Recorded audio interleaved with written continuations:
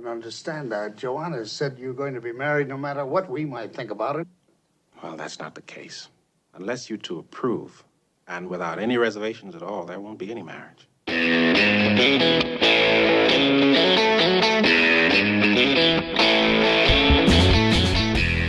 Hello and welcome once again to the Cine-Files, where each week we enter the world of a great film. We explore its themes, its history, the filmmaking, and the influence it has on us today. My name is Steve Morris. I am a filmmaker and directing instructor in Los Angeles. My name is Steve Morris. I'm a filmmaker and directing instructor in Los Angeles, California. I guess I have to leave in the flub now because I was laughing through the repeat. You kind of have to. It's the way it works. Hello, everyone. My name is John Roca. I'm a writer, producer, and host here in San Diego, California. And I don't owe you a thing, man. So I'm excited to be getting into our film today, Steve. Sadly, in honor of the loss of one of the greatest actors that ever graced our planet, but certainly a film that we are very blessed to revisit, my friend. I think grace is a great word for the great Sidney Poitier because he moves through the world and moves through all his performances with tremendous grace. And this movie is no exception. Of course, it's Guess Who's Coming to Dinner. We already spoke about one of his other films in 1967, which was In the Heat of the Night, which we just re-released. And this is directed by Stanley Kramer. We talked about Stanley Kramer a long, long time ago when we did Judgment at Nuremberg. And so I just want to give a refresher a little bit on him because he's an interesting person. He started off as a producer and produced a whole bunch of groundbreaking films like Death of a Salesman, like High Noon, Wild One with Marlon Brando. And then he becomes a director. And this is a director who wants to make films about issues. There's no question. It is very clear what his films are about. His first movie directing we talked about when we did our intro for Sidney Poitier is The Defiant Ones. Yeah. I mean, he's almost, and I feel like Richard Donner kind of picked up the baton from Stanley Kramer and kind of did the same things with his movies. Not quite classics, but certainly for a lot of people, modern classics, but always a social point of view kind of bubbling underneath the surface with a lot of the stuff that he did or he threw it in there. I think of Lethal Weapon 2 with the idea of the tuna and the dolphins and whatever. And so it's nice to see that there are directors who understand that their medium can be used to change the world for a positive ending. Absolutely. And what I would say is that the difference is that Stanley Kramer's point is not bubbling under the surface. Yeah, it true. is That's right on the surface. His next film is On the Beach, which is about nuclear war. Then Inherit the Wind, which is about evolution and religion. Then Judgment at Nuremberg, which you and I covered years ago, which is obviously about the Holocaust. Then the one movie that I would say is not really about anything. Well, I won't say that. It's a mad world. It's about getting older. It's about, I guess that's true. Like, you're being pushed aside by society, which we have a snippet of in this movie. Oh, yeah. We'll get to that scene. But yeah, I think that film, for all the comedy, it's really about needing to feel important and maybe even a commentary on people chasing wealth before we're about to see the explosion of the need of wealth and how it corrupts our society in the 70s and 80s and 90s. And of course, then Ship of Fools, which is war, followed by Guess Who's Coming to Dinner, which is obviously another film dealing with issues of race. Yeah. It's funny. There's a book that I know I've mentioned before, which is Pictures at a Revolution, which is about 1967 and about the 5 movies that went up for Best Picture, which are The Graduate, In the Heat of the Night, Dr. Dolittle, Guess Who's Coming to Dinner, and Bonnie and Clyde. And so I read the book when it first came out, and then I've now gone through it 3 times to listen to the sections that are about these movies, because we've done The Graduate and we did In the Heat of the Night. And so this time I went through it again, focusing on Guess Who's Coming to Dinner. At some point I will probably do Bonnie and Clyde, and I'll do it again. Yeah. It is a really good book. I doubt we're ever doing Dr. Dolittle. No, I doubt it as well. Let me give you a little bit of pre-production. So here's the story Stanley Kramer said. He said that when they were working on It's a Mad World, he's having dinner with the screenwriter, William Rose, who he'd worked with a bunch. And Rose said, hey, I have an idea about a movie about a white girl who travels to Africa and falls in love with a black man. And then they decide to get married, and he brings her home to meet his parents. Wow. And Stanley Kramer said, that doesn't sound very interesting, but what if you flipped it and that she brings him home to her white liberal parents? Rose says this is totally not true. He says that he was working on this story since 1960, long before he ever brought it up with Stanley Kramer. So we could decide which one we believe, but Ah, it does point out that many of these stories we tell on the Cine-Files, yes. that's just what they said. That Right, doesn't right. actually necessarily mean it's true. Apparently Kramer and Rose had lots and lots of arguments about the script. Wow. The first thing is that William Rose hadn't lived in the United States in 20 years, and he maybe had a slightly, let's say, old-fashioned view about Yeah. race relations and what was actually going on in the late 60s in the United States. So are you telling me that Stanley Kramer added the dancing meat salesman? Is that what you're telling me? Is that is that what you're saying? That, in fact, is a combo of the dancing meat salesman and Stanley Kramer. He kept pushing him to do more, do something fun, and that's what they came up with. Well, that might be the most out of touch moment in the whole movie. Well, dated for sure. Yeah. I think it was dated in 1967. I don't know. I wasn't there. And if you looked at William Rose's original script, like, he described Tilly's character as a darky. You know, Yikes. there's things. There was a whole thing about going after Muhammad Ali for changing his name from Cassius Clay. Wow. There was, the script was full of kind of stereotypes, which Stanley Kramer helped to pull out. And the biggest thing that Kramer changed was he wanted to stack the deck in Sidney Poitier's favor. So that a lot of the making him so perfect, and we'll get into that, is coming from Stanley Kramer. Gotcha. But the other thing Kramer decided is that he already knew who the actors were going to be, and he basically was, if I don't get these actors, there's no movie. Wow. Had to be Sidney Poitier. Uh-huh. And he went to him. There was no script at this time, and said, Sidney, I'm thinking about doing this movie with Katherine Hepburn and Spencer Tracy. And Sidney said, I'm in. Yeah, of course. No script, just this is the idea. And now he had to get Hepburn and Tracy. And we need to talk a little bit about them. Yeah, let's do it. They've done 8 films together. By this point. Yeah. This is their 9th. Tracy was estranged from his wife. Mm-hmm. Steve. And the relationship with Katherine Hepburn is a really fascinating one. And one I think that we'll never really entirely know what was going on there. But I don't think we need to know, right? Sometimes there are just two people that are meant to be with each other, and when they find each other, that's that. And yes, people get hurt, the other significant others get hurt, and unfortunately, that's the reality of life. Johnny Cash kind of dismissing his first wife because the June Carter thing, it just was there. And sometimes, sadly, unfortunately, that's the game. But they were meant to be together, and certainly you can tell that chemistry on screen here is absolutely magnetic between them. And their relationship began in the 40s. Yeah. And at first it was kind of a rumor, and the tabloids would print little things about it, but it was Hollywood tried to keep its own secrets. Mm-hmm. By the 60s, it was fairly public. Yeah. The New York Times wrote about this companionship between Spencer Tracy and Katherine Hepburn. Yeah. And by that time, he was very ill by the 60s. And she was turning down jobs in order to take care of him. And we should say Spencer Tracy was a serious alcoholic. Yes. And he was a blackout blind drunk. Yeah. Like and to the point where MGM had a fake ambulance and fake medical team and a legal team standing by to pull him out of situations. Wow. Where he would get drunk and belligerent at a bar, and they would rush this ambulance, and the lawyers would be right there, and they would shut it down so it would be kept a secret. Wow. And to say Spencer Tracy is one of the great actors of all time is kind of an understatement. And to say that he is among the simplest and most straightforward of actors is also, he's just telling you the truth. He's just the truth, Yeah. And by 67, all of his buddies had died. Clark Gable and Humphrey Bogart being his two best friends, they're gone. He was plagued by depression and anxiety, and there was a description of him that he was up in the clouds one minute and down in the dumps the next. And it sounds like this is, maybe it's bipolar disorder, or it's, and we didn't have the tools to deal with mental health issues like this. And it seems like the tool he used was booze. Yeah.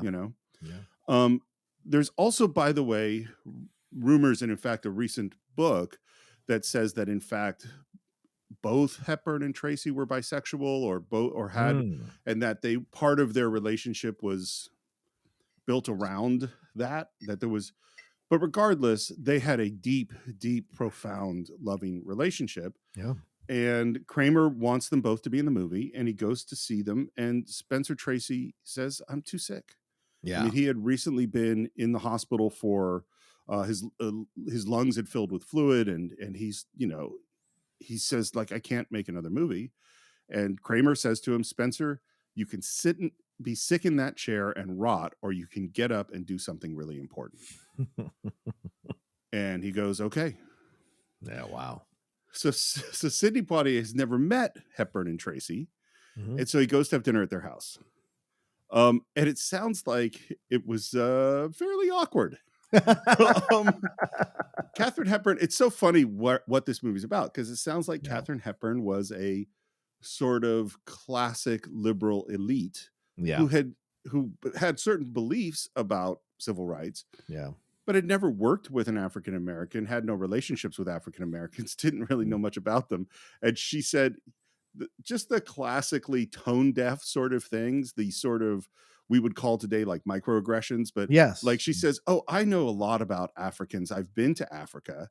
And the one thing I can say is those people are all so warm and friendly. They just care. They all care so much about taking care of people. And I think when we get this whole civil rights thing out of the way, there are going to be so many Black people or colored people in public relations.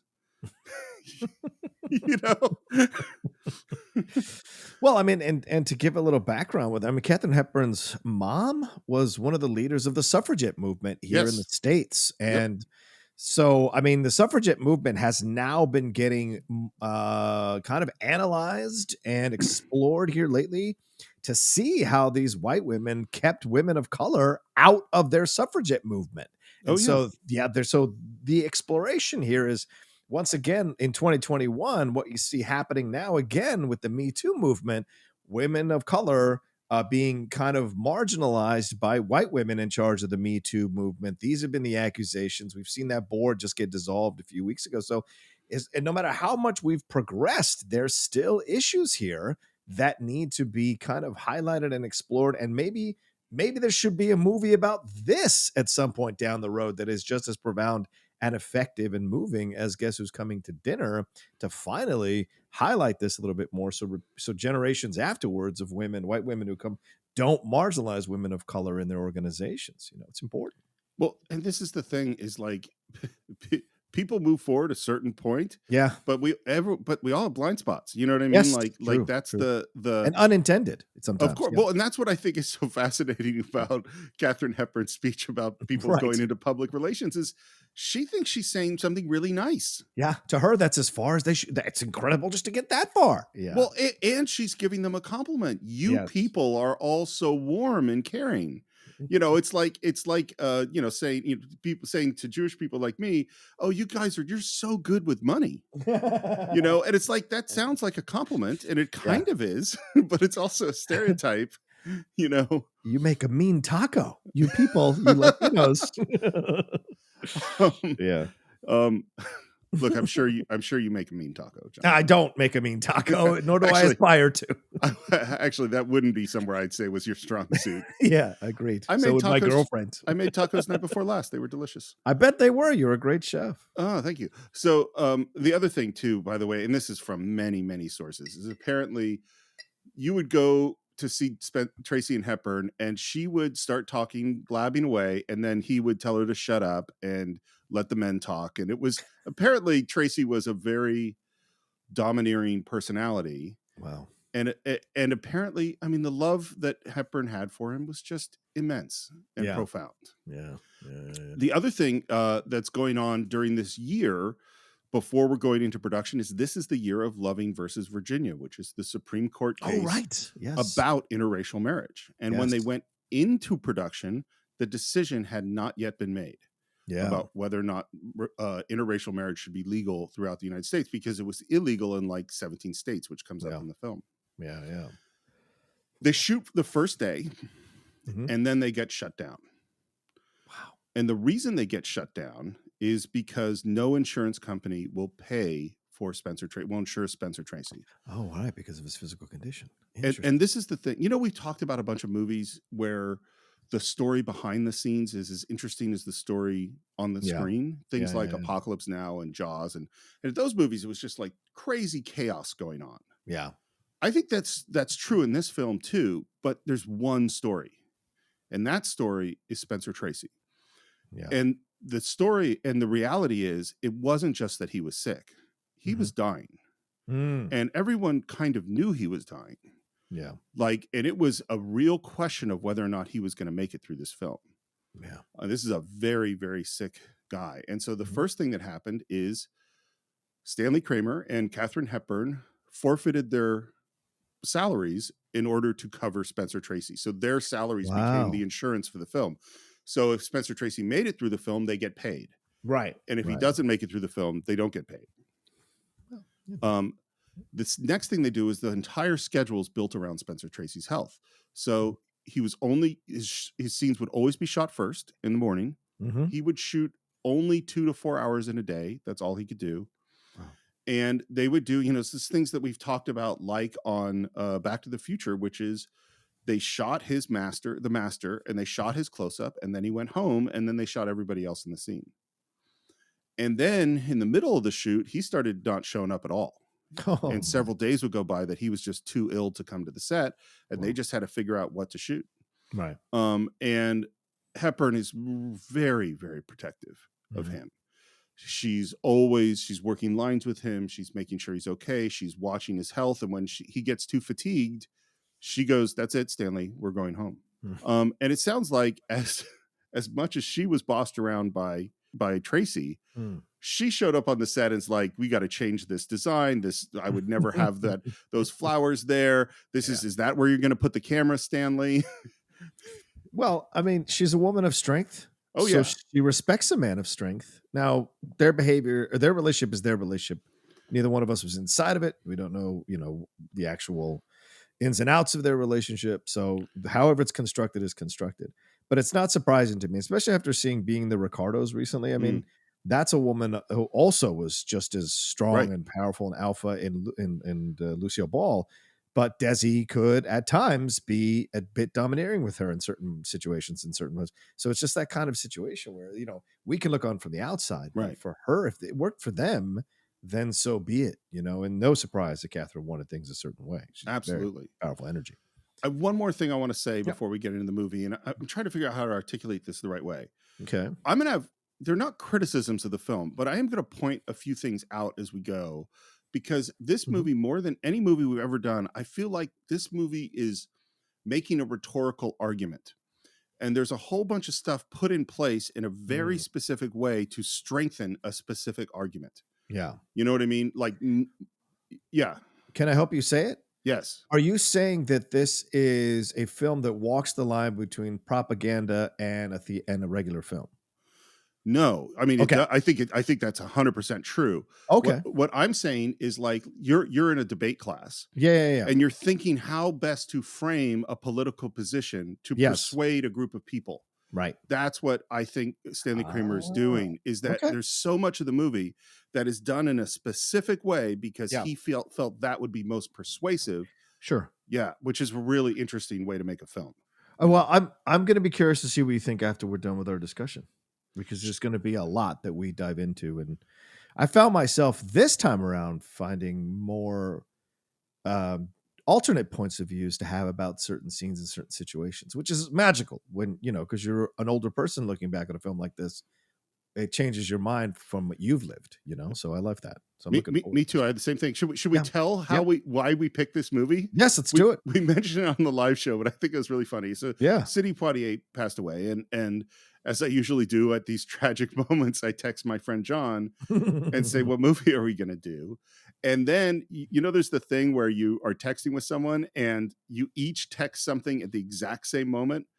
This is the two texts. My text said, "Well, we definitely shouldn't do Guess Who's Coming to Dinner." And at the same moment, John texted, "We have to do Guess Who's Coming to Dinner." And I said, "Well, it's really more Spencer Tracy's movie." And you said something, "How dare you?" Or "Are you insane? Are you insane?" and I immediately went, "Well, now we have to do it." Yeah. I said, "Are you insane? This is Sidney Poitier's film." So yeah. And then this morning, you texted me saying, "We have a lot and I believe you spelled it out in capital letters to talk about. Yeah. And I have no idea what that a lot is. Yeah. I'm afraid this might be a two-parter, but we shall see. Let's So get into yeah, it. but that's also why I'm kind of really now getting real excited to do this film. Yes. And I say, let's just get into it. It starts with an airplane flying into San Francisco, and the music we hear is the song "The Glory of Love," written by Billy Hill and sung by Jacqueline Fontaine.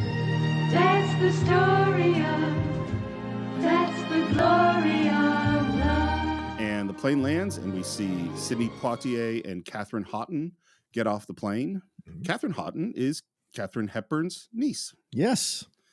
Apparently, Stanley wanted someone that would look like Katherine Hepburn, which she's obviously related, and asked Hepburn, well, can she act? And Hepburn said, well, I don't know. I haven't seen her act since she was 6. That's going to be my only Katherine Hepburn impression. I didn't feel very good about it. And she introduces Katherine Houghton to Stanley Kramer. Katherine Houghton has no idea that she's up for auditioning for a movie or anything. Yeah. Anyway, they're walking through the airport. They get into a cab. The cab driver is white. He looks up in his rearview mirror and sees the two of them kissing. Now let's start here. Yes. Look at the difference in approach, right? She is this kind of ray of sunshine. Her clothes reflect that. Her hair is loose. And, there's just such an energy about her that just conveys the sun. And here comes Sidney Poitier, who is, we find out later, older, about 15 years or 13 years or senior, but he's wearing a nice suit, button-down suit. He's very controlled and composed with himself. They're having fun. There's genuine love there between them, even, playing with her hat and whatever. So we're seeing, and they're landing in San Francisco. And San Francisco, all those people coming out of the plane, it's a very diverse group of people. We see Asians, other Black people, white people, maybe some Latinos.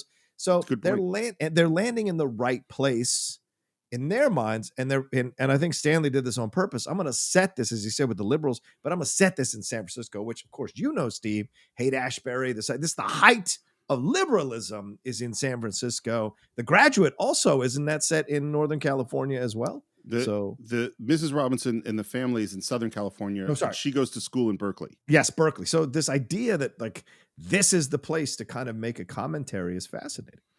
100%, I think. And San Francisco is a classically liberal city. I mean, old school liberal city.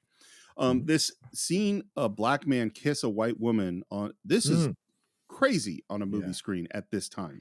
Right. A few years earlier, when Poitier won the Oscar, Anne Bancroft is the person who presented him the Oscar for Best Actor, and she gave him a hug, and that was scandalous. It was. When was the Shatner kiss with 68? So it's just a year later. It's a year later. It was the first interracial kiss on TV. Wow. This is a really big deal. I just had a thought. Why don't I go check in a hotel and get some rest, and you go find your folks? Oh, John, you wanted to meet them. Let's go meet them. The sooner we get it over with, the better. And this is what we're setting up, is that he is going to meet her parents, and she thinks it's not going to be a big deal. Right. This is no problem. You may be in for the biggest shock of your young life. After 23 years living in the same house with them, don't you think I know my own mother and father? Which, by the way, maybe she doesn't quite as well. Maybe. Well, what a surprise. Yeah.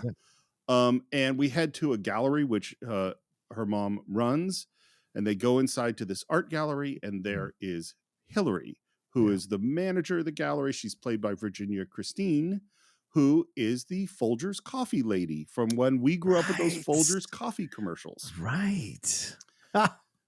And they're looking at some weird sculpture, which totally reminded me, by the way, of Beverly Hills Cop.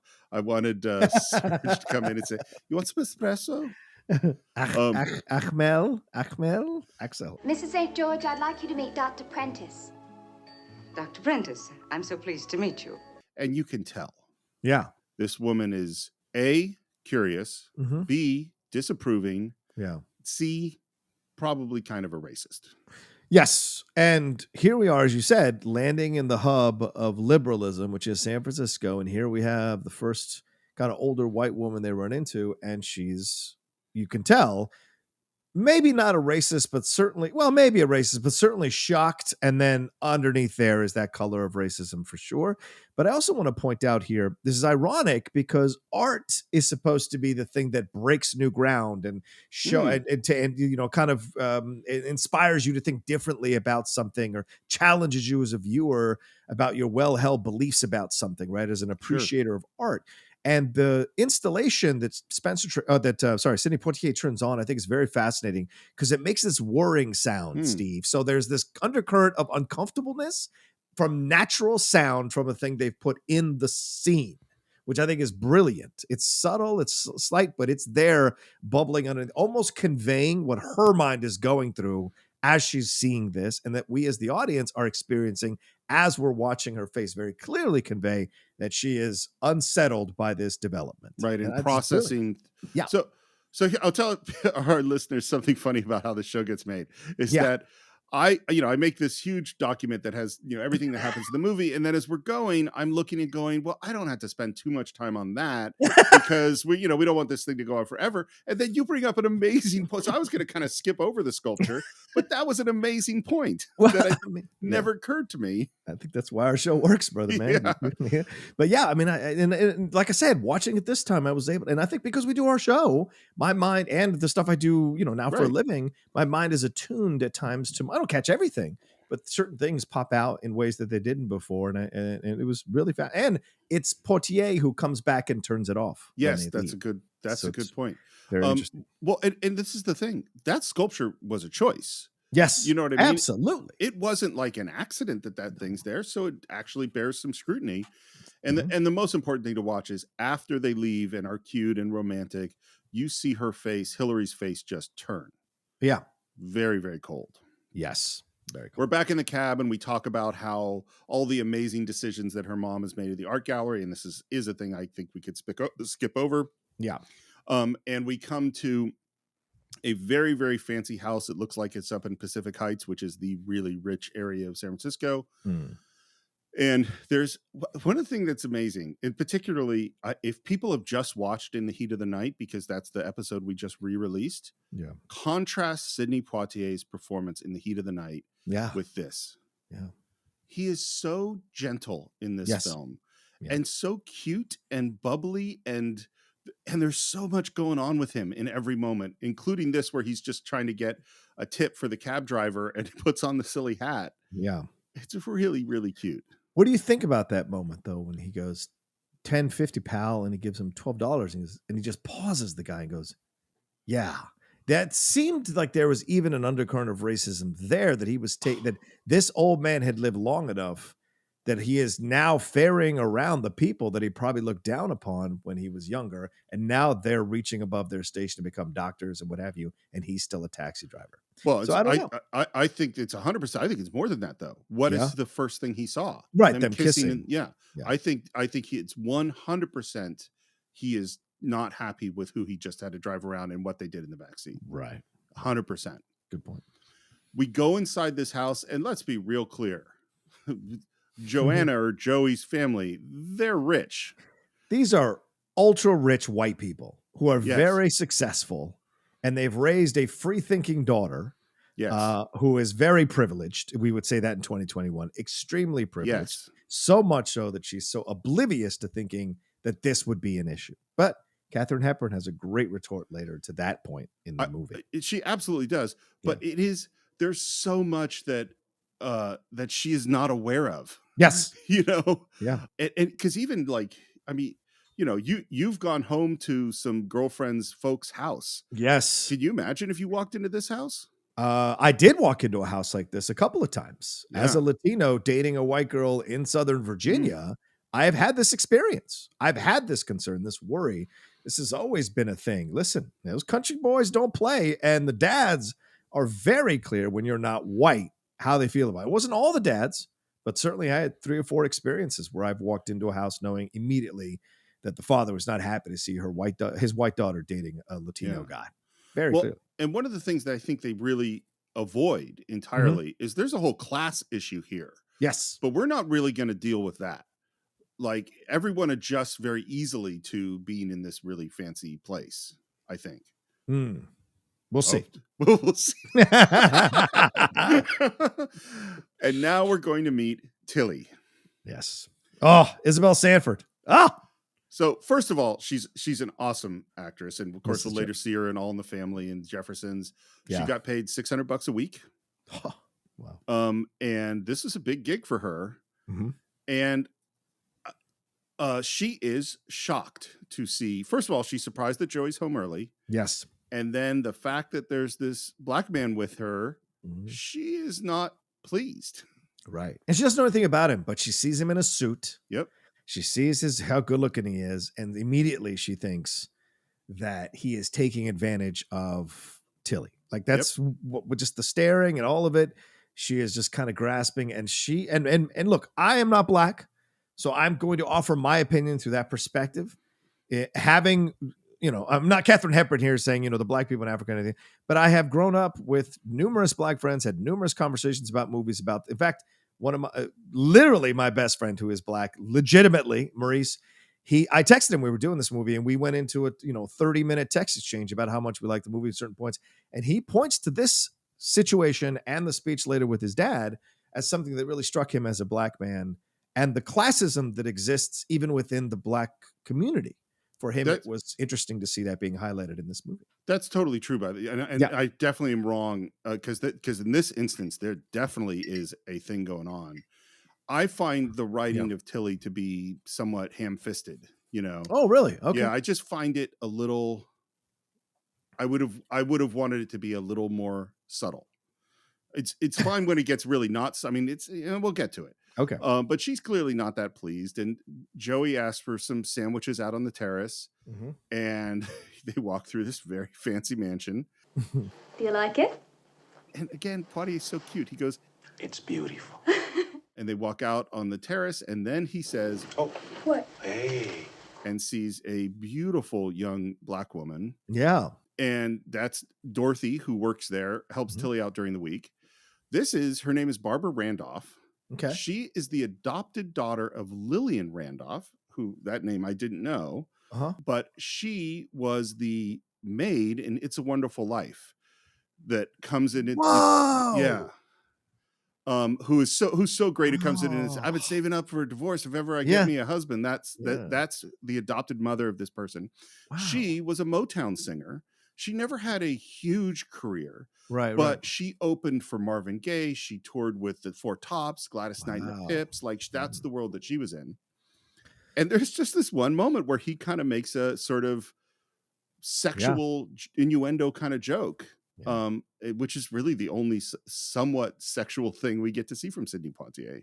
Yeah. She was also a member of the Platters. So if you ever listen to the Platters, you hear her voice. Yeah. Nice. But yes. And she was almost a member of the Supremes. Oh, so really? Throw that in the mix as well. Yeah. But yes, it's a weird moment, isn't it, Steve? Like he is flat out like interested in her right in front of Joey. And I don't know if it's on purpose to kind of be playfully make her jealous a little bit, but she rolls with it. Like she's just like, yeah, it's cute. Come on, act out here. Blah blah blah. I think it is on purpose. That's what I think it is to playfully make her jealous or kind of as a little joke. But I also think it's weird that the one African-American woman that's of his age is he's immediately, and this is all about him being in love with a white woman. It's weird. I think it's a weird moment. She's beautiful. I think it'd be weird if she was stunning. Yeah, that's what I'm saying. I think it'd be weird if it was just a plain plain actress, but she's got a nice aura, so you can understand why he would be attracted to her. But I'd take your point, Steve.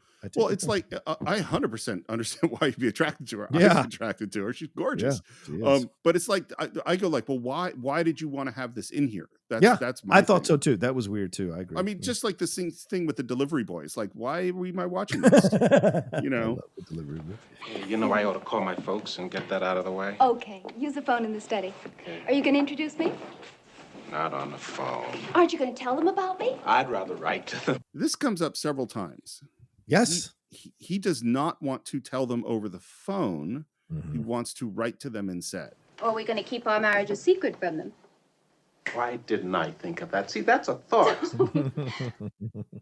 And he goes into the dad's study, and he's alone, sits down at the table. There is, of course, a picture of FDR on the desk.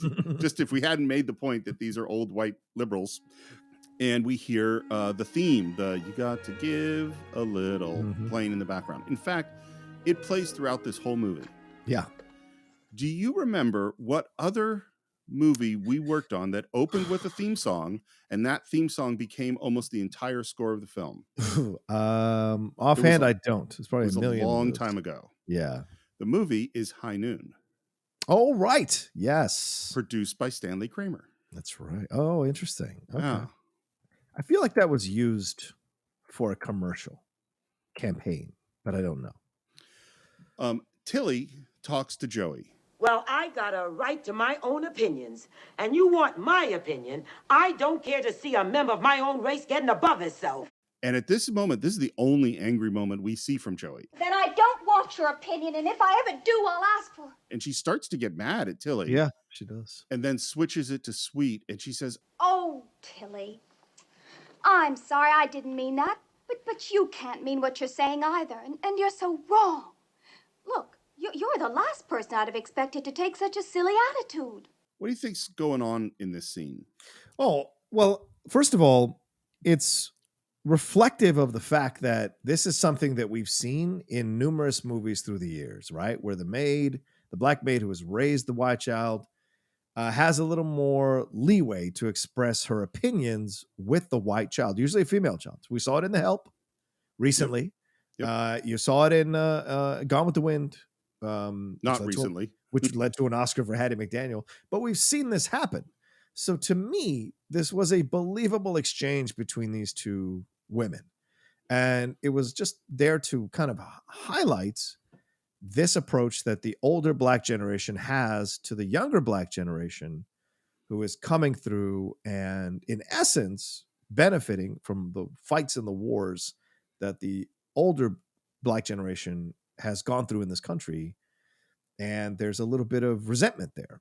And so I think that's where she's coming from. And then later, of course, she flat out accuses him of being a huckster and a smooth talking, whatever, in a Dutch angle, which is an interesting choice by Kramer. But yeah, I think this is just everyone stating their case and making it very clear to her where they stand on this whole situation, creating conflict, I guess.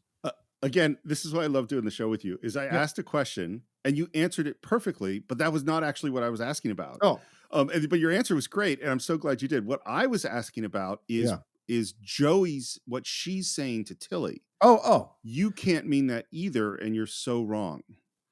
Right. And you're the last person I expected to take such a silly attitude. She thought that she would be all for the fact that she was marrying a black man. Yeah. Well, and this is the thing, is that it's also strangely condescending. Yes, it is. But, you know, once again, you say blind spots. White people have blind spots all over the place about race, unintentionally. Well, and this is the thing, is that I think Joey is a somewhat problematic. Here's what I mean by the movie taking a rhetorical stance. The whole point of the movie is to focus all of your attention only on the idea of whether or not they should get married, and to take out any other possible reasons that might distract from that. So what I mean is that the right decision, according to this film, is to let them get married, which of course I think is the right decision too. And okay, I mean, I think interracial relationships are fine. Yeah. Oh no, I got no issue with interracial relationships, but if you're talking specifically about this situation, I'm way more on Spencer Tracy's side and the dad's side. Oh, me too. Right. Yeah. Okay. Good. All right. I mean, and this is what the movie is trying to do, is to eliminate any other reason why. So if he showed up and he was poor, right. Well, then you would have a thing of, well, can you support her? And that would distract from the racial question. But I do think bubbling underneath, Steve, is this idea that, especially now in 2021, I don't think when it came out, and maybe there were some scholars, maybe someone like was it James Baldwin would have looked at this film, and maybe he's spoken about this film and caught the undercurrent here that is happening, that is occurring here, whether Kramer wants to say it was in the film or not. But this is also an indictment on how white people, how much black people have to scale the heights in order to be considered remotely acceptable. Okay for their daughter. Yeah, exactly. Well, that is the criticism. That is one of the many criticisms of this movie. Yep. That's why I go, it's like, I like the movie. I enjoy it. It totally moves me at the end. 100%. Right. But I also go like, it is a very specific, I mean, this is a movie really directed at white people, you know? Yeah, white liberals specifically. White liberals specifically. And Yeah. here's one of the reasons I bring this thing up. Katherine Houghton came to Stanley Kramer and was like, my character is so naive. Yeah. And so can't she be more aware and have more of an opinion and more understanding? And Stanley Kramer said, no, it's better that she is just the blossoming image of perfect love. That will make this more persuasive. But I also think unintentionally watching it now, she represents young white people at that time. No matter how liberal or marching in the street, especially a 23-year-old who's been sheltered by her parents and been able to have everything she could possibly want. Of course, she has this kind of attitude that it's not a big deal, that why is everyone making such a big fuss? And, you know, sometimes that attitude can win the day. A person who is a battering ram of positivity can win the day. But when they're that young, they can be a bit oblivious to what's going on in the world. And I think this was Kramer's indictment a little bit on the young white liberals at the time in the late 60s who didn't really understand how the world actually worked, because a lot of them had come from privileged upbringings to sit there and lead these movements. I mean, Abby, what's his name? The homie from Chicago 7. He came from a privileged. Abby Hoffman came from a privileged fucking family. Castro, as a Latino example, came from a privileged fucking family. Right. So it's this idea that a lot of the times these movements are led by motherfuckers from a privileged fucking family trying to rile up people from the lower classes, or lower financial classes, I should say, to stand up and risk their lives for this movement so that they can benefit from it. And so in a way, I think he's making an indictment on young white liberals as well as calling out old white liberals in this movie through the character of Joey. See, but that's exactly what I think the movie doesn't do. Because to me, like, they never engage in that. Like, we don't see that. I do, because it's so blatantly obvious to me. I see that. Okay. No, I see that it's missing though. Like, what I see is like, they don't show us the racism. They don't show us like what we sit. Well, we'll get to it later. Yeah, we'll get to it. Let's keep going. Yeah. Sorry. No, not at all. But the other thing though is like, this is 1967 in San Francisco. This is literally the summer of love. Yeah. And point. She is so far distant from anything that actually is going on in youth culture at this moment. She is a totally privileged, sheltered, in her little rich world, you know. Right. Which, by the way, this is obviously a 2-part movie episode, because we're at 43 minutes and we're barely into the film. No, it is what it is. My mom's first cousin, there are pictures of her in 1966, and she's, you know, a teenager, and she is a full debutante, like with the pillbox hat and the pretty dress. And there's pictures of her in 1967, and she is a full hippie. Like, and she literally like lived on a commune. And to this day, she's now in her late 60s. She goes to Burning Man every year. Wow. Like she had the full rich girl to hippie transformation. Right. Anyway, so moving along, in comes Katherine Hepburn. Do I hear someone? Is there someone here? Oh, Mom, I'm so happy. I've never been so happy in all my life. I'm just bursting. Yeah, I can see that. And I'm already feeling happy for you. Do I know him? So at this moment, she's like, my daughter's in love.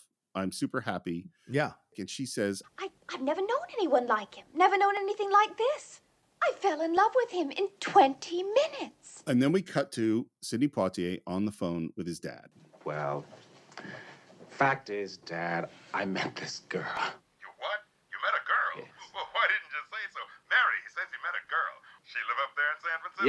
Yes, she lives up here. I'm at her house now. This is quite a surprise. And Sidney, again, he's so cute in this movie. Yes, she's surprising in a lot of ways, Dad. And this line is funny. Dad, there's 1 or 2 problems, you see, that I'll write to you about on the plane to New York tonight. It's an interesting part of his character that he's like, you know, because it mirrors obviously her, she's like completely, no, come on over. Everybody come over.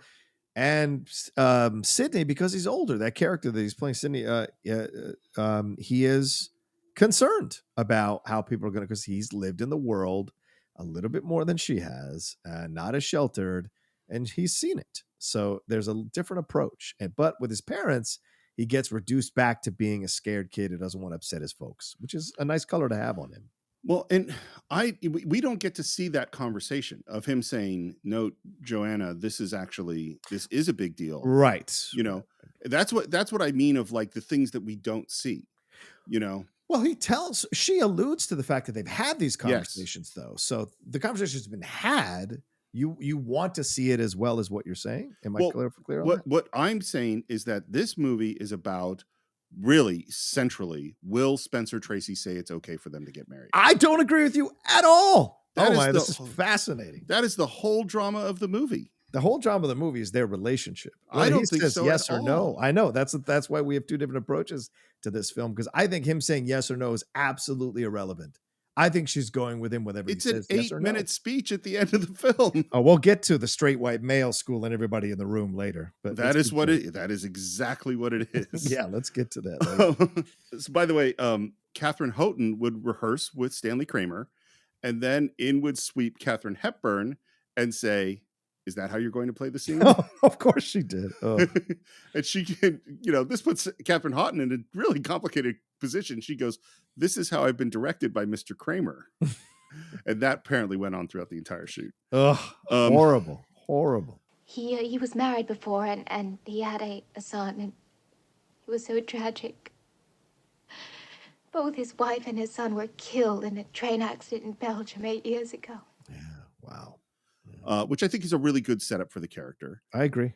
What an interesting name, though, Steve. John Wayne. Yeah. Interesting. John Wayne Prentice, it's a very white name. White name. Yes. And as she's describing him and has not gotten to the fact that this is a black man, he walks in. Mm-hmm. And Katherine Hepburn has a reaction. It's a great reaction. I think Katherine Hepburn is great beginning to end in this film. Yeah. And the steps of her getting herself sort of under control, mm-hmm. and her, trying to be polite and is really well done. Dr. Prentice, I'm so pleased to meet you. I'm pleased to meet you, Mrs. Drayton.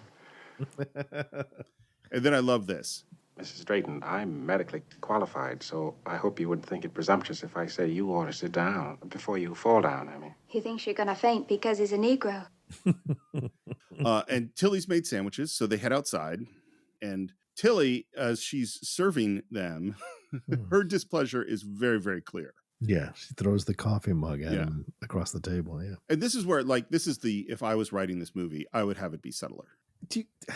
Can I highlight something that you're saying right now? Yes. You want the uppity Negro to be more subtle. I mean, I'm telling you that to me has been hitting me when you say that. Who's the uppity Negro? She is, because she is voicing her displeasure loudly, and that's a thing or voicing her displeasure by her actions in a very profound, noticeable way.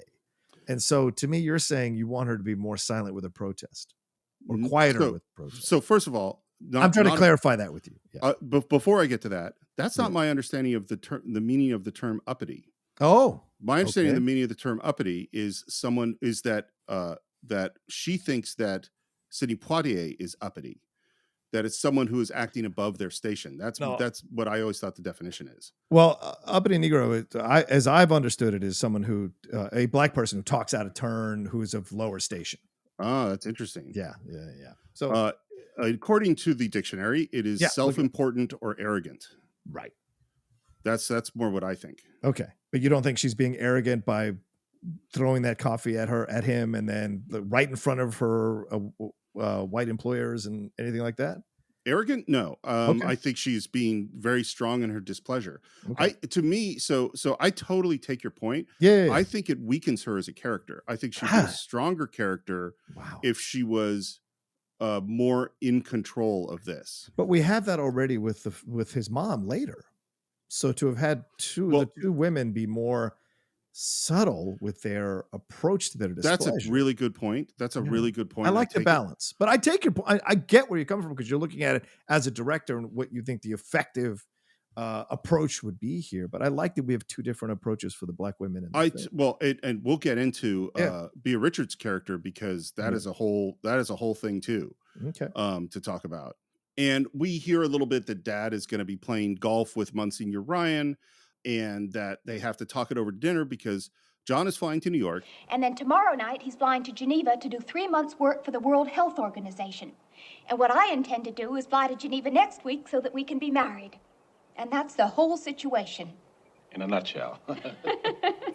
Boy, he's a very important person, clearly. Who's accomplished a lot, Steve. This is what I mean by stacking the deck. Yeah. There can't possibly be any reason to object to this person other than that and that's what I mean by it's like you're doing a scientific experiment and you want to eliminate all the variables except for the thing you're testing. Yeah. And so they're eliminating any possible reason to object to this relationship other than race. Right. Yeah.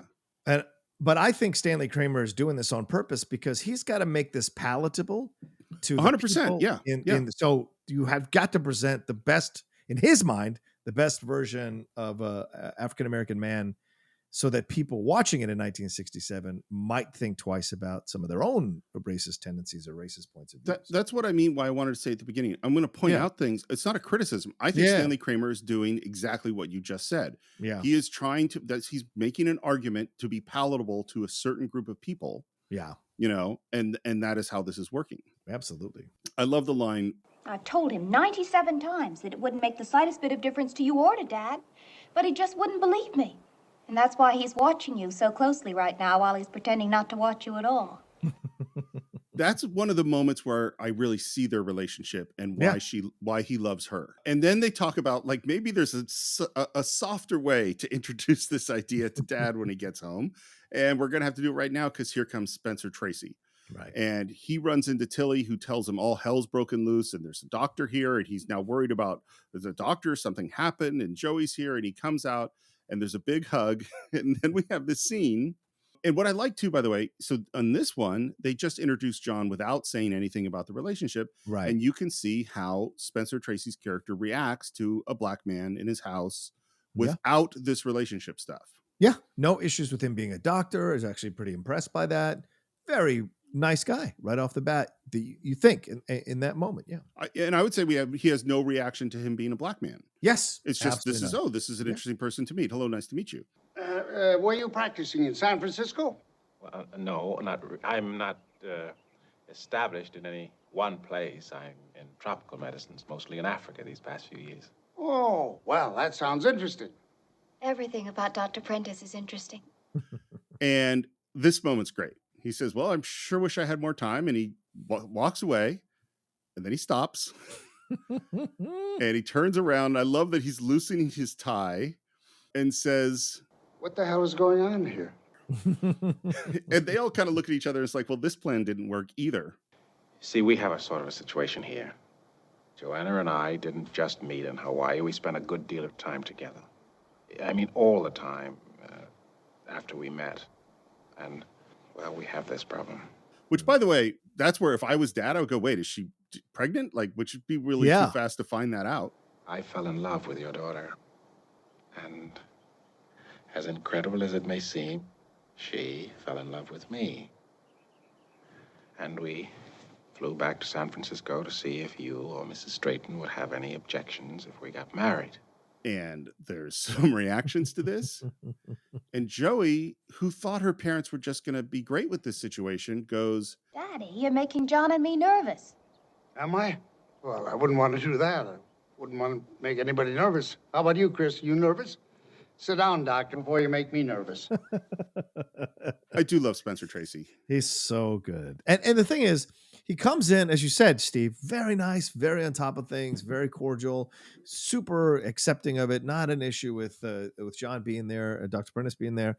And then when he grasps what's happening, he slips into dad mode pretty quickly. Because I imagine he's had some strong conversations with Joey over the years with her free spirit and her approach to the world and blah, blah, blah. So he immediately slides into this and says, oh, I wouldn't want to upset anybody or make anybody nervous. You know, it's great. It's so good. And Joey just basically lays out like, that she didn't know that she would fall in love with a Negro, but she did. Nothing's going to change it. And she says, Even if you had any objections, I wouldn't let him go now if you were the governor of Alabama. I mean, if Mom were. So tell him, will you? Tell John if you have any objections, and then you could go play golf. and Dad is not prepared to respond to this. Yeah. Which, by the way, and this is the thing, is just taking race entirely out of it. Okay. If my son came home and said, I met someone 10 days ago and we're going to get married, Oh yeah. I would be shocked and I Yeah. would have reservations. Yeah. Like I'd be, whoa, slow your roll, Jax. Like maybe we should think about this stuff a little bit. These are very important decisions. Yeah. Like to me, Dad being shocked and taken aback is perfectly natural. What is it you expect me to say? If you want me to think about this, you'll have to give me time to think about it, won't you? The doctor says you have a problem. You certainly have. And if you're expecting any sensible statement from me, you'll have to give me a little time to think about it. Does that sound reasonable? Yes. That's why I'm confused when you say stack the deck, because it feels like there's enough here to show multiple points of views about this situation and give whatever hesitation that Katherine Hepburn and Spencer Tracy have as the parents some legitimacy aside from the possible racism or uncomfortability with an interracial relationship they might have, which is not 100%, as we find out later in the film, coming from a place of necessarily racism. It's more concern or worry. Yeah. And maybe with hints of it for sure.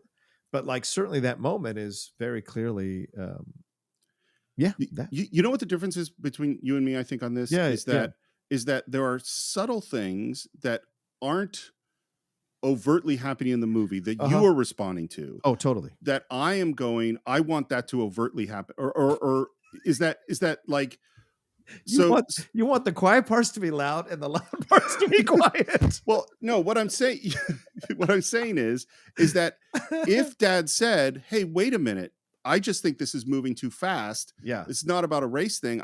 If he said what I had said, well, then we would have been engaging in that idea. But I don't think the movie ever engages in that idea. You know what I mean? Like, I don't think that we see the struggles that they're going to have to deal with in life as an interracial couple because we don't ever go out in the world, you know? We don't, but they're very clear about it. They speak about it. They highlighted it. They put it in the table. And I think this is also Kramer was like, I only have so much budget. No, I agree. I think that's why he's doing it that way. Yeah. Everything in the house. Yeah. That's why. Well, and I think it's also why we want to focus in on this thing. Yeah. Like they don't talk about, how are you going to raise your children and they don't talk about where are you going to live in different places. And we just don't engage in those, like at the end, which we're now 7 parts away from, but at the end, when Spencer Tracy makes a speech, he says something like, well, we all know the problems we face. And so we don't even have to talk about them. And I'm like, well, actually you kind of, I'm not saying you do, but there are a lot of things that aren't being talked about, Yeah. Because that's not what they're focusing on. And so we know what the situation is. He's leaving tonight. She's going to fly to Geneva to marry them. And they have to react to this right now. And he does say, what the hell is all the rush? Yes. He puts it on the table. Yeah. Are you saying, are you telling me that you want an answer today about how your mother and I feel? Well, of course we do. We want you and Mom to state absolutely clearly that you have no objections whatever. And that when we do get married, we'll have your blessing. And again, this is where I just go, she's just kind of naive and... Yes. Very much so. And you know where we're also at is my cynicism about love and relationships. Is like, right. I mean, like you and I once had a argument about me basically saying, whoa, not everyone's perfect and there's problems. And, ironically, with one of the most imperfect relationships I ever had in my life. Yeah, that's true. That's because you can be in a moment where everything seems perfect. Right. But I want to make it clear, although, and at least from my point of view, we are commenting on Joey's at times privilege, at times shelteredness, at times obliviousness to how tough it's going to be. That doesn't mean that isn't a necessary energy for us to get to that spot where we lay down our issues between the races once and for all. We come together as we were meant to be, living together in harmony. And so for all the cynicism and criticism and all the older folks have in the movie, and we now have as older men, Steve, her attitude is the attitude that we might have had when we were younger, and with the desire to create a world where it's not a big deal. And that's the overall goal of most people who fight against racism, is to achieve a world where it isn't that big of a deal. And so for all the criticisms we may have of her in our conversations here, she also has an attitude that is a hopeful attitude and a utopian attitude, an idealistic attitude that you hope the world does achieve one day. I think that is a fantastic point. And I think particularly when I first saw this movie in high school, this was because, and there's different ideas. Like one idea is that we all should become colorblind and people are just people and we just, and I think when I was a kid, that's what I thought, you know. And then it's funny that we're doing a whole, you know, series of episodes on Spike Lee. Spike Lee is the opposite. Yes. You know, Spike Lee is going, this is complicated. People are difficult and filled with all this stuff. And he wants to show all that to you. And this is a very simple kind of look at a very idealized situation, you know. Now, are you going to play golf or not? No. I'll just call it off. Excuse me, doctor. And he leaves, and Poitier asks, does he like me? She goes, I don't know. When he puts on his American Eagle face, nobody can tell what he's thinking except Mom. His American Eagle face is great. I wonder if that's an inside thing that they wanted to put out. It totally is. It's funny because it's later, but it's Sam the Eagle from the Muppets, man. There's some definite Spencer Tracy in there. That's a great point. So he's in his office and he says two things. One, cancel my golf appointment. And two, he wants his assistant to go do some research, some background checking on this guy. Terrible. Tell me something. Did this ever occur to you that this might happen? No. Never occurred to me either. Not once. Well, can you tell me your reaction? How do you feel about it? And Katherine Hepburn has pretty much shifted over pretty quickly. Oh, I don't know. I was shaken at first. I still am, I suppose. But, Matt, they're serious. They mean what they're saying. Both of them. They know what they're doing. And he says, and I think this is a great line. No, they may mean what they're saying. I accept that, but they don't know what they're doing. I won't accept that. I think that's certainly true of Joey. I don't think Joey knows what she's doing. Yeah, maybe. I think John more knows what he's doing. I'm just saying, I think he's, again, and I think this is what gets reminded, or what he gets reminded of later on in the film, is this idea of, like, you know, young love is like this, whether you're black or white or white and white. Young love is like this. You take the chances. I mean, my girlfriend and I, we knew within 2 weeks. Right. Was I in love with her within 2 weeks? No. But I knew, you know, pretty quickly. And sometimes it can shock you how quickly you can know, you know. It is funny because it is such a young love movie, even though he's a 37-year-old guy. Yeah, it's true. Who's had real bubbly. tragedy in his life. Yeah, he has. Yeah. Surprisingly very well composed for having lost his daughter and his son. And cute and sweet. Way. Like, yeah.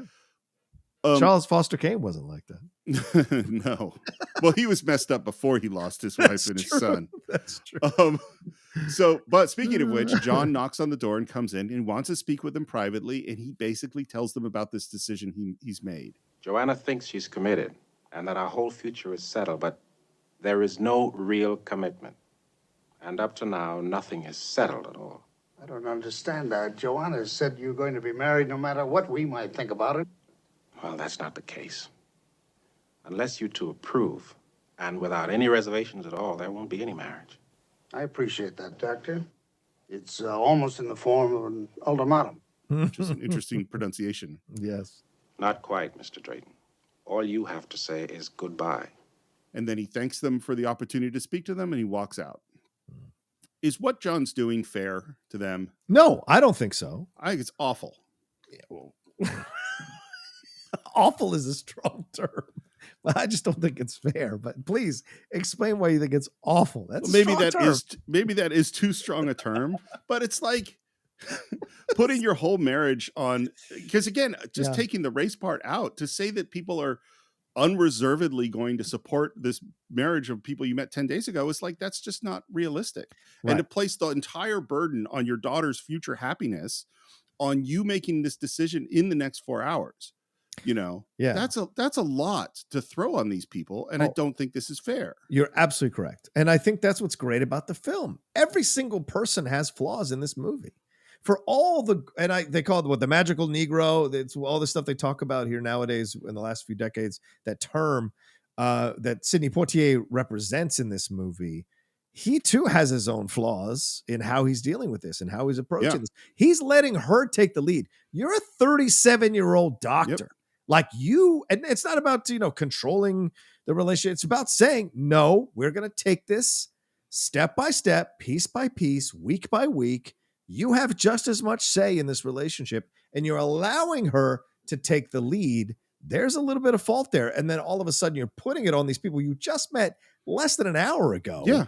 All this expectation about their relationship. And then you're saying, no, you just have to say goodbye. And that's not true, because they have to say goodbye to someone that she loves and break their daughter's heart. That's a fucking hell of a thing to put on a parent, for sure. Yeah. You can understand why I said awful. I mean, this is a lot of stuff. Yeah. But I liked it. Everyone has their flaws. So it's not a, how can I call it? It's not an ultra liberal fantasy. It's actually calling out some things that are nobody's clean in the movie 100%, which I like. Well, that's why I go, I'm not criticizing the movie. I am criticizing the people in the movie. Sure.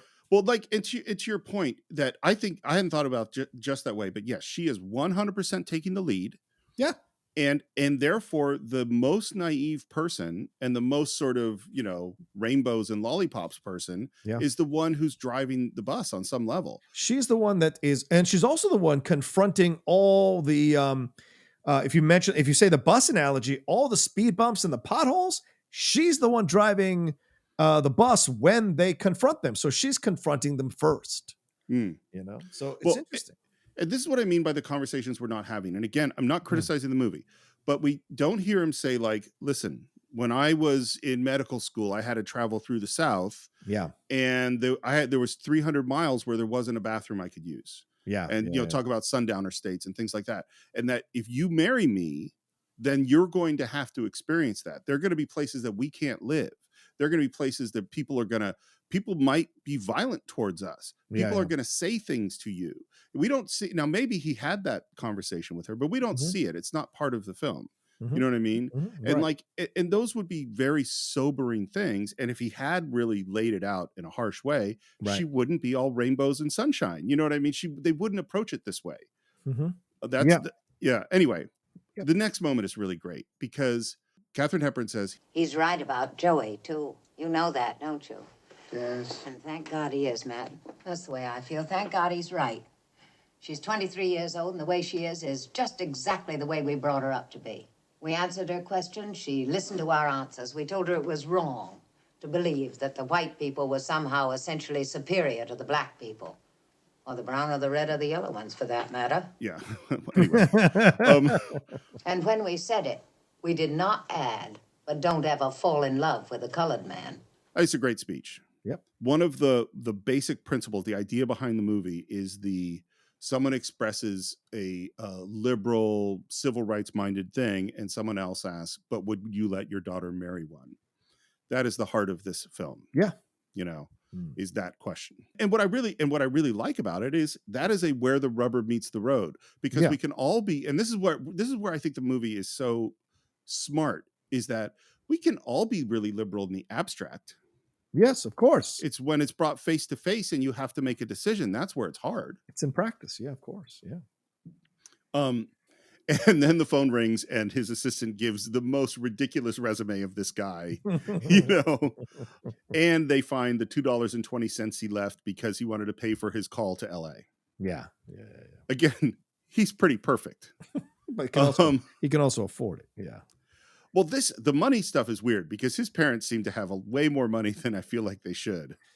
And maybe he's sent paying money back. Out. Yeah. Well, tell me, what do you think? Aren't they exactly the way I said they were? And it's like, no, they're not. Clearly, they're not exactly how you said they were. Shall I tell you something? What's that? For a whole week, I've been nervous. No, I don't believe. Oh, not about what they'd ultimately feel, just about their first reaction. I thought it was just possible that for the first time in 23 years, they might let me down for the first half hour. So she did have some nervousness about it. She did. And then we're back with Chris and Matt which is Katherine Hepburn and Spencer Tracy, in case I hadn't used their names before. Mm-hmm. And they're talking about that she was just always this happy girl. And it ends with, I feel happy for her. and proud of the fact that we helped to make her. And whatever happens now, I feel glad that Joey's Joey. And she cries. Katherine Hepburn, by the way, is on the verge of tears through a lot of this film. Yeah, it's really incredible to watch. Yeah, well, moments. Part of it is that she's with the man that she loves who's dying. Yeah, I mean, that's why I go, you can't, for me, I can't separate the fact that everybody working on this set knows that this is his last film and that he's probably not going to live very long. Okay, we got to the delivery boy. Yeah. It always cracks me up when the older generation tries to do something as if they understand the younger generation. Because everything about this is just phony. But I think it's also Kramer making fun of young people. Yes, I think he's making fun of them dancing in the streets like that and whatever. But it also highlights that I think he's also subtly saying that the younger generations are the ones that are going to figure it out, because though it's a black woman and a white man and they're dancing and there's no comment about their race at all, she says, "Hey, can you take me down to here?" He's like, "Yeah, I'd love to," and takes her. And so it's, I think, for as much as he might be making fun of because it's such a weird sequence, but he's also kind of highlighting in a subtle way that it's the younger generation that's going to destroy this racism, or so we thought. Or so we thought, because certainly we're back in the shit pile again here recently in our country, and around the world. So first of all, I can tell you that you are 100% right. That is exactly why Stanley Kramer did this, is that he wanted to show that this wasn't a big deal to the younger generation. Right. But I'll also say he thought he was totally hip, and he thought that the young people would love this movie. And he was not correct. Tilly is looking out the window at John talking to Mr. Drayton and says, "Civil rights is one thing. This here is something else." And now we're with Chris and Joey, and they're ironing a shirt, and she's telling how they fall in love. And one of the bits, which is cute, is that she keeps stopping ironing and is going to burn the shirt. Yeah. And it's just crazy, and I admit it. But Hey, you better let me do this. 20 minutes later, I felt I was in love with him. Mom, how long did it take you to fall in love with Dad? Oh, well, nothing like so long as 20 minutes. And they hug and they laugh. And then this is kind of fascinating. Joey, I want to ask you something. How deeply are you and John? And then she won't finish the sentence and says, "No, I have no right to ask." But Katherine Houghton gives an answer. Do you mean have we been to bed together? I don't mind your asking me that. We haven't. He wouldn't. This is exactly what one of the criticisms of Poitier in films from the African-American community, from the younger African-American community at the time. One of the ones was that he was unsexed, was that there was is that he had, because sexuality from an African-American man was threatening to the white race. And so they didn't let him do things that were sexual, and the idea that he's the one who said no to sex.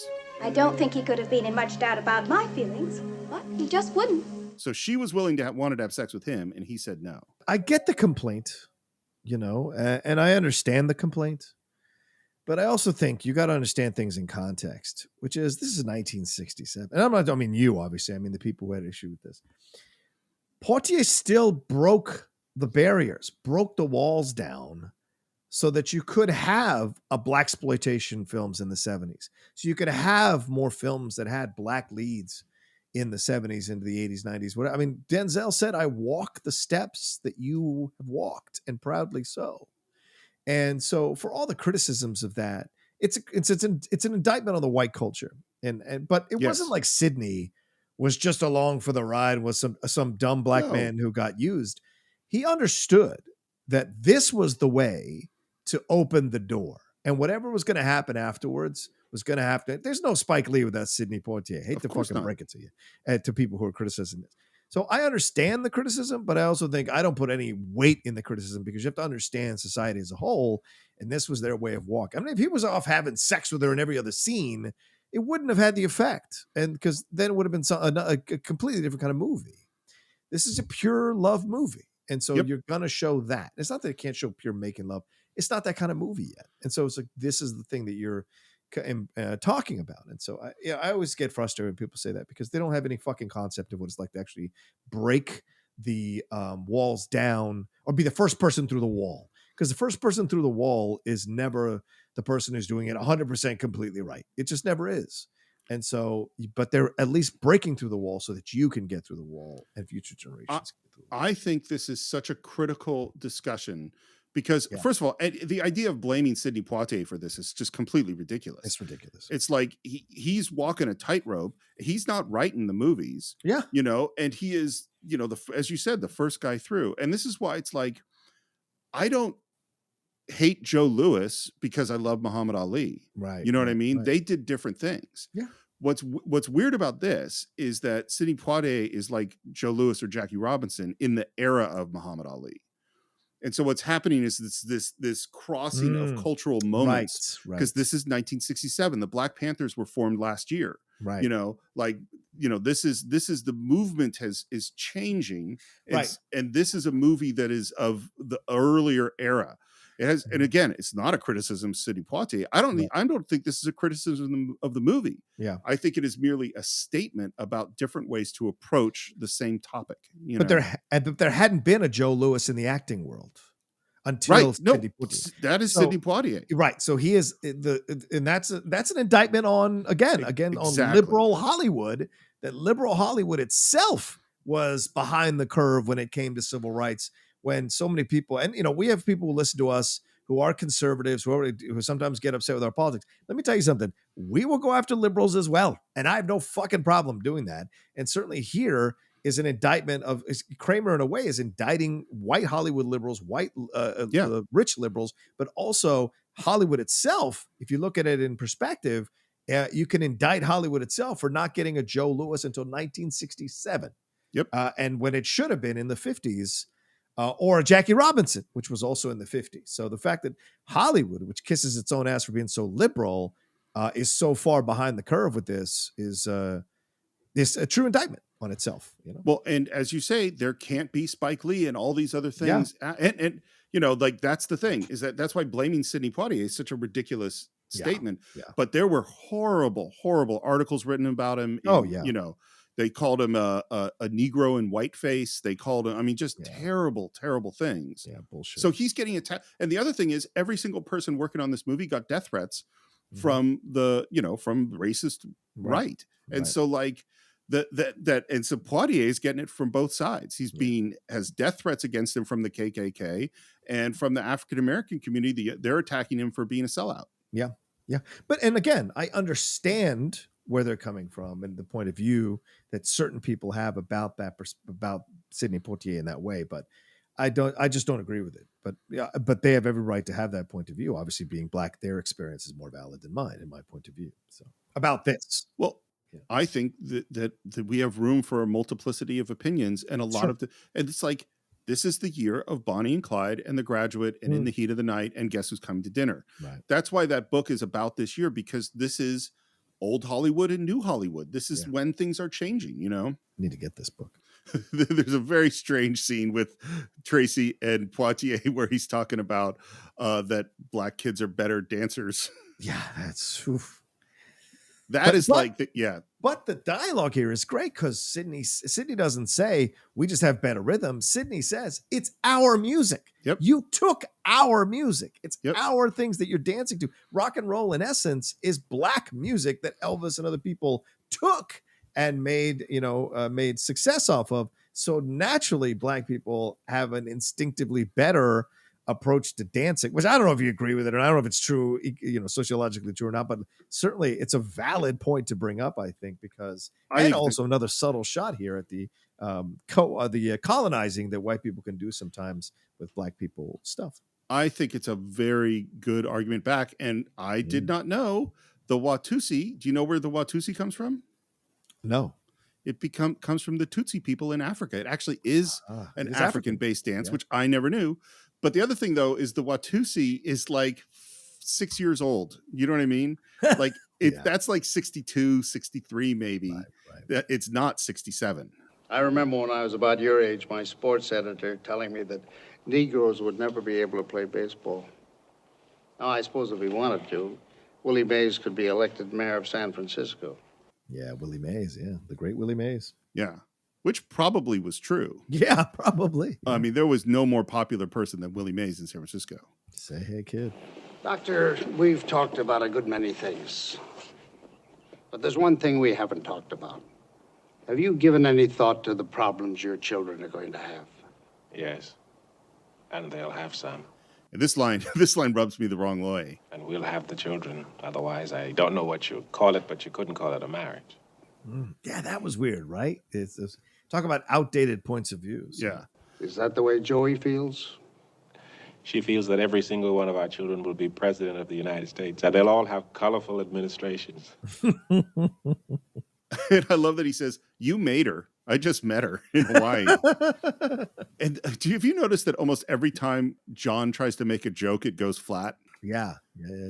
I'd settle for Secretary of State. And he laughs and gets nothing in response. Don't you think this quick decision about how we feel about this thing is just a little unfair? In a way, I do. But it wasn't my idea that everything be settled so quickly. Your daughter said that there's no problem. She said, my dad is a lifelong fighting liberal who loathes race prejudice and has spent his whole life fighting against discrimination. She said, my parents, well, they'll welcome me with open arms. And I said, oh, I sure want to meet them. Again, I go like the way that John is handling this is just kind of unfair. Yeah. I mean, this is walking in and going, hey, they said you were super liberals. I'm waiting to see it. Yeah, he's kind of indicting them. But then again, I mean, on the other side of things, you can look at it from his perspective as like, well, you guys say you want all this and I'm going to put it on the table for you. I'm going to make you confront it. So in a way, whether he's out of turn or not, I find it interesting that he's in their home kind of dictating things to them. So I find that an interesting wrinkle in the film. Well, and what it does is it focuses exactly on the question that Kramer wants to analyze. Yeah. You say you're a liberal, prove it. Prove it, right. Talks to Dad again. I just had an idea. What would you say to us flying up there to spend the evening? This evening? I thought maybe we could take you and your young lady friend out for a big spread somewhere. Your mother and I could stay overnight in the hotel. And she gets on the phone and says, Mr. Prentice, won't you come to dinner, you and Mrs. Prentice? John and I'll meet your plane. And of course they say yes. So at 6:30, they're going to be at the San Francisco airport. So now we have one more thing to add to this problem. Just to build up his character even more, Spencer Tracy tells Katherine Hepburn about the unbelievably brilliant medical plan he has for educating kids in Africa. Mm-hmm. And this is like a Nobel Prize level guy that is dating their daughter. Yeah. Then this line I find really interesting. I want to break it down a little bit. I asked him how he got so far. He's only 37. Yeah. He said he thought he got the best breaks because everybody he met didn't want him to think they were prejudiced against him. So here's why I think that's a really interesting line. I think that line is entirely to assuage white guilt. And what I mean by that is that the goal of this movie is to talk to liberal white people. Yeah. And so if he pointed out racism that had been against him, you might turn off those liberal white people who would go like, oh, this is about, I don't want to hear this thing about racism. Right. But if you say this thing about, I got all the breaks because people were afraid to let me think they're prejudiced, it's like, oh, actually, it helped this guy that there's prejudice in the world. It worked to his advantage. Yeah. Which is a weird stance to me. But I understand why it's in there. Yeah. His father is a mailman, retired now, lives in Los Angeles. Now, how do you suppose a colored mailman produced a son with all the qualities he has? It's a fascinating moment here when he says that, right? Because it's like the entire society since the birth of our society has been about highlighting people who have come from not so great means or come from simple folks and have achieved incredible stuff, right? And so it's fascinating that they gave this line to Spencer Tracy's character to say, how could such an incredible man come from just a son of a mailman? And it's like, what the fuck was Elvis Presley's dad? What the fuck were the Beatles' parents? What the fuck were, like, you can go through all these white people who have achieved so much, who had who had parents with, menial jobs or labor jobs or simple jobs, whatever you want to classify them as, and were able to create incredible stuff. I mean, Shakespeare's dad was a fucking landowner. That's it. Yeah. So it's like, apparently it's okay if white people achieve so much that they achieve from humble means or from parents that aren't necessarily considered, working incredible jobs or having incredible lives. But it's shocking that a black man of such esteem would come from a retired mailman. I just find that fascinating. Well, and I don't remember, but my memory, I don't think Spencer Tracy came from like a wealthy background or anything. Sure he didn't. Yeah. It's probably why he drank so much. Well, it'll be interesting when we get to his parents, because Yeah. the way they're cast and not cast, but the way they're characterized is very interesting. Mhm. In general, I don't like it when you use the title of a movie in a movie. I do like this one because she says, Guess who's coming to dinner? Who? You mean his parents? First, it wasn't going to be a marriage unless we approved. Then we had one day to make up our minds. Now we have to spend hours entertaining somebody we never heard of. What the hell is coming off here? He's so grumpy old man. Which, it's totally true. I would feel this way. I would feel exactly this way. He's Carl. He's being Carl from Up. What the hell is going on? What the hell is going on? Just leave me alone. If suddenly I had to even if it sprung on me that I had to entertain a bunch of people I didn't know in my house, I would be feeling a little grumpy. Of course. Put upon. Yeah. Let's meet Monsignor Ryan. Oh, the superstar of the movie. Let's do it. Cecil Kellaway. Oh. Why are you here when you should be in Hawaii? And what is the problem that caused your father to chicken out on our game of golf? Gets introduced to Dr. Prentice and hears that they're going to get married, and he has zero reaction. Yeah. Other than wonderful. Dr. Prentice. Well, of course. You're the problem. Yes. I'm afraid I am. And Joey goes off to tell Tilly about more people coming to dinner. I suppose you two have had time to consider what you're doing. No, we've not. Which is, again, to me, it's like, yeah, maybe you should consider this. Maybe you could just slow your roll. Yeah. And it ends up not only is he doing incredible work, but Mike, the Monsignor, has heard of Dr. Prentice. Yeah. This is a famous guy. You read about him in the magazine. Yeah. And he heads off to see Matt. Mike, aren't you just a little shocked? Shocked? Why should I be shocked? I've known a good many cases of marriages between races in my time. And strangely enough, they usually work out quite well. I don't know why. Maybe because it requires some special quality of effort. More consideration and compassion than most marriages seem to generate. That's a great line. It is, because once again, just like people use this argument against gay marriage, I was going to say it's exactly the same thing. It's so funny to me when straight white people pass judgment on the sanctity of marriage as if they haven't done incredible shit to destroy the sanctity of marriage. When they go against interracial marriages, the same old shit gets trotted out, and using God and religion to do it, which is really offensive to me as a Christian and a believer in God. And then doing the same thing when it comes to LGBT, when it comes to gay marriages, whatever LGBTQ or trans orientation you might have, going after those marriages, claiming, oh, it's you're sullying the sanctity of marriage. Straight white people have done quite enough straight people in general have done quite enough to destroy the sanctity of marriage in their own behavior. So you miss me with that nonsense. So for him kind of laying it down, and you can tell that's affecting Katherine Hepburn's character as she's hearing Monsignor say that, which I think is really powerful. That's a beautiful thought. You do have beautiful thoughts, Mike. Well, because I think she had leaned in the direction of supporting them and then was starting to be genuinely happy for them. This statement reaffirms that she's going in the right direction. Yes. The thing that I think, by the way, and I totally agree, like the idea that straight people have been rocking marriage for history is insane. But the other thing I think that's really important is like, look, if you're a gay marriage or an interracial marriage, it raises the degree of difficulty. Yeah. So that means you're going to have to face stuff that the straight white marriage or straight same race marriage isn't going to have to face. Yeah. And therefore it does take more compassion and patience and consideration because it's harder.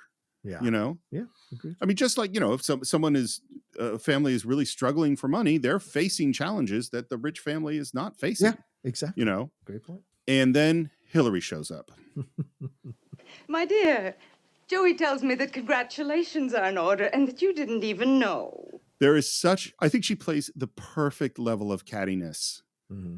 You know, like I am feigning being supportive, but I in fact am here to look at your suffering. And Chris takes her outside, and the first thing Hillary says is, Christina, oh my poor dear, what a shock for you. Because she thinks she is going to connect with her boss on how horrible this situation is. Yeah. Darling, what you must be going through. You must try not to worry about it. Oh. And then this is great, and Katherine Hepburn is great. Yeah. I want you to go straight back to the gallery. Start your motor.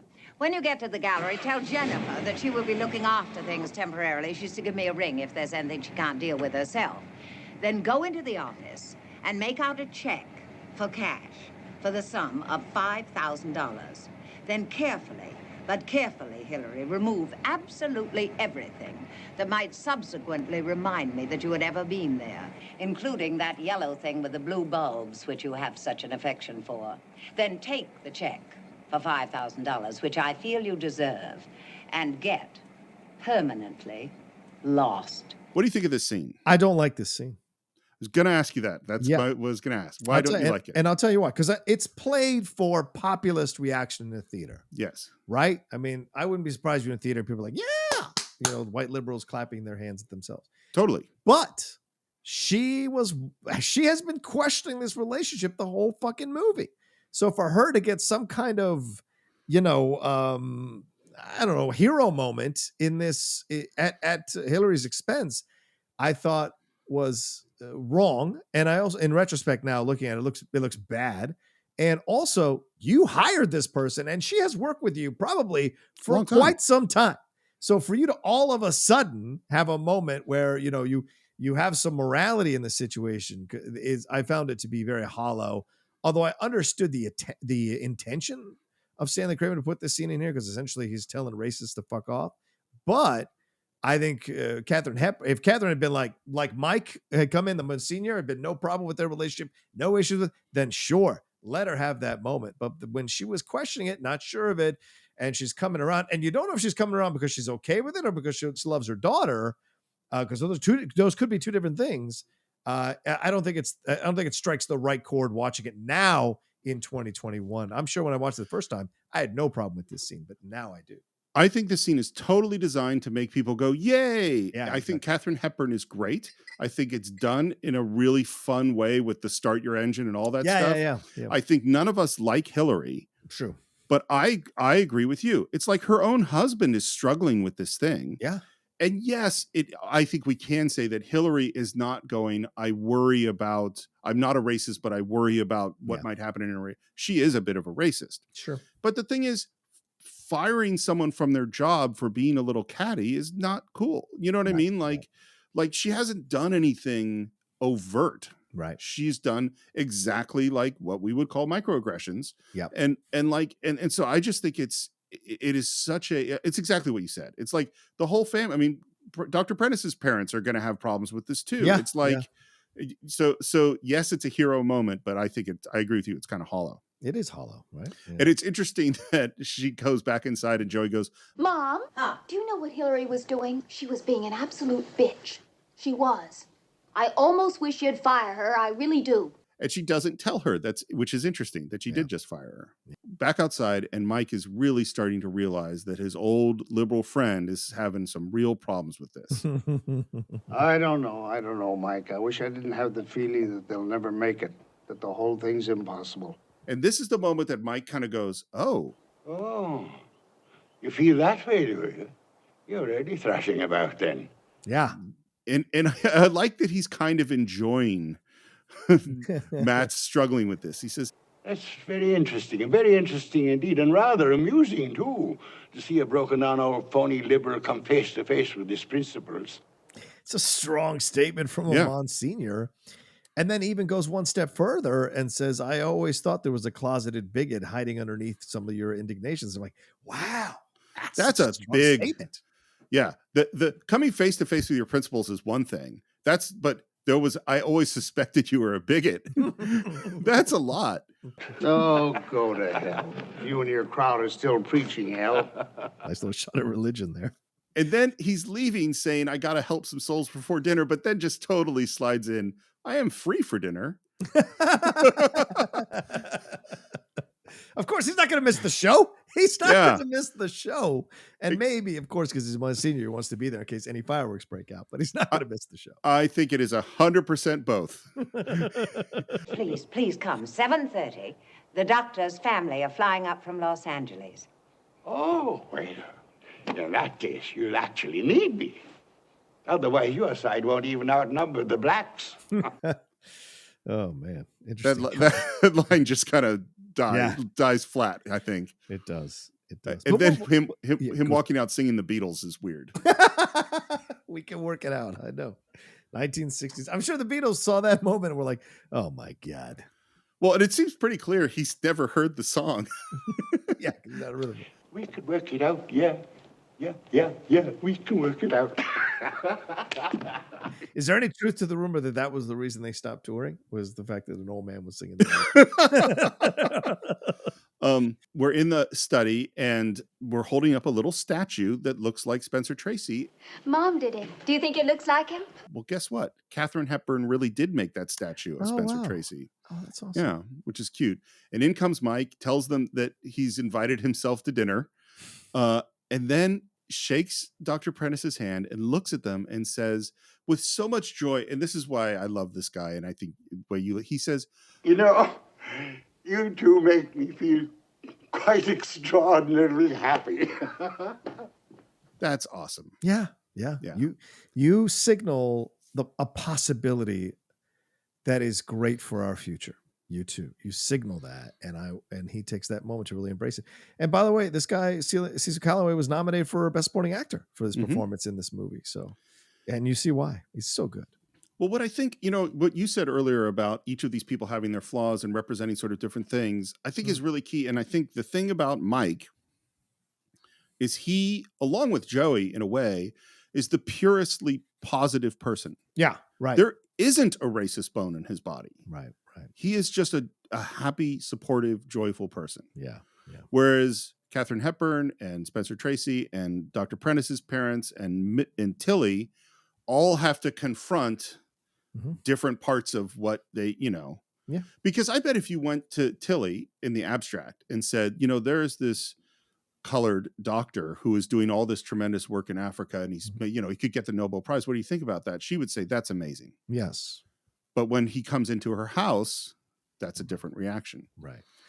Yeah. And there's also an undercurrent in the black community where when black men marry white women, that it's like, oh, none of our black women were good enough for you. You had to go and marry a white woman. And so there may even be an element of that kind of playing underneath too. But so I wish that was, see, that's what I was like, that's what I wish movie, that she though, said. bro. Yeah, but exactly. I mean, how progressive was Stan? I mean, you're not going to get that from Stanley Kramer. Of course you got that from Spike for sure down the road. Of course not. Yeah. So we've got quite a dinner party coming. Yes, we have, first of all, John, the new fiance, has showed up. His parents are flying up from Los Angeles, who John don't know that the girl that his son is in love with is white. Yep. And they're going to come to dinner. And not only that, let's have Monsignor Ryan also at dinner. This sounds like it's going to be quite a dinner party. Poor Tilly. She's got to order more steaks, man. She's going to get more steaks. So at this point, I think it's a good moment to end part one of our exploration of Guess Who's Coming to Dinner. Of course, we'd love to hear what you think of this incredible film. Obviously, John and I had a lot of opinions, and there's a lot kind of to dig into here. So visit us on our Facebook page or follow the Cine-Files on Twitter at Cine_Files, on Instagram at the Cine-Files Podcast. Please subscribe to the show if you haven't already. And if you're on Apple Podcasts, leave us a nice review. If you're on Spotify, leave us a rating. If you're on YouTube, leave us a comment. We love interacting with you in all of those places. You can support the show at patreon.com/thecine-files. You can buy or stream Guess Who's Coming to Dinner along with every other movie we've ever reviewed through Amazon Prime at cinephiles.net. And you can follow me at SR Morris on Twitter, SR Morris1 on Instagram. And as you know, I do a Star Trek show. And so in about 4 or 5 months, I'm going to do the first interracial kiss ever on Star Trek from the episode Plato's Stepchildren. So that's Enterprise Incidents. John, how would people find you? Yeah, you can always find me at The Roca Says on Twitter and on Instagram, on TikTok. at The Roca Says as well. And then roll on over to Twitch, The Outlaw Nation, all one word there. And that's also the name of my YouTube channel, youtube.com/John Roca Says. Just type in The Outlaw Nation and John Roca and it'll come up. So thank you so much. And I think that is it for this week. And we will be back next week to conclude our exploration of Guess Who's Coming to Dinner right here on the Cine-Files.